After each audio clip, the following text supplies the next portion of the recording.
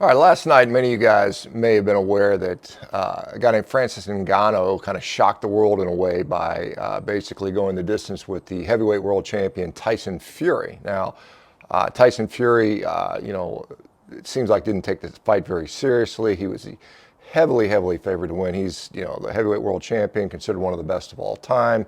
Francis Ngannou is a UFC guy, not really a boxer, just a kind of a mixed martial artist, and so the skill discrepancy is going to be massive. And so the fact that Ngannou lasted 10 rounds was amazing, but some people would say that he actually won the fight. He knocked him down in the third round, inspiring this little meme that I put out, and I want to talk about that a little bit. But, the thought is that, you've got someone who is clearly the top, Tyson Fury, clearly the top in the world, and you've got a sort of a challenger that's kind of a, is it kind of a gag thing? Is it just kind of like just a little entertainment thing, not a real challenge? And he turns out that, in fact, he was a real challenger. And like I said, arguably some was rigged and the split decision was wrong, and that Ngannou actually won the fight.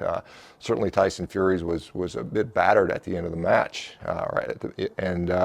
so what I like to look at is, and I put this, the carnivore community versus Big Pharma. Again, obviously Big Pharma has limitless resources. They've got, if we want to look at a corrupt system, they've got politicians that they own. They can, they basically regulate themselves and so on and so forth. But like Ngannou, I think this carnivore community, this low carb community, this ketogenic community, collectively are doing the things that are going to, like I said, there's still always going to be boxing. There's still going to be the heavyweight champ. Tyson Fury's not going away. Big Pharma's not going away. But I think, you can show enough of a shift towards, I think there's many more people who are thinking, wait, Ngannou's a real contender now.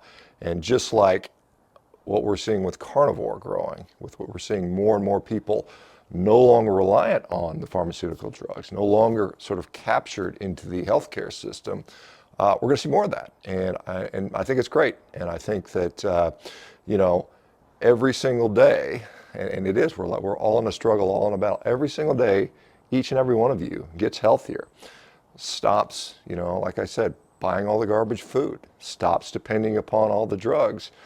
We win a little bit more, and it's inch by inch, step by step, that we're going to do this. And so congratulations to both fighters. Obviously anybody that steps in the ring is it's an accomplishment that very few people get to experience. Also, I'd like to just, send my congratulations to the South African Springboks for beating the New Zealand All Blacks in a nail-biter Rugby World Cup yesterday. Kind of an exciting day for sports yesterday. Some of you guys may know South Africa won 12-11. And they won the previous game by 1 point in the semifinal, and they won the quarterfinal by 1 point, so they squeaked their way through. South Africa right now is in a country that is in quite a bit of turmoil, a lot of violence and stuff going on that's quite disturbing. And I think hopefully this win will help to bring the country together and start to do some healing, because that's a place where that needs to happen. There's a lot of this stuff going on in the world, unfortunately, right now, but in my view, the thing I can try to bring is try to let's heal people physically and mentally. And I think people that are healthier tend to be happier people, and happier people tend not to fight as much. So anyway, let me know what you guys think about the fight. Do you think do you think the decision was correct? What do you think about the rugby? And what do you guys think about carnivore growing or low carb growing in general? All right, guys, you guys have a great Sunday. We will talk to you real soon. Bye-bye.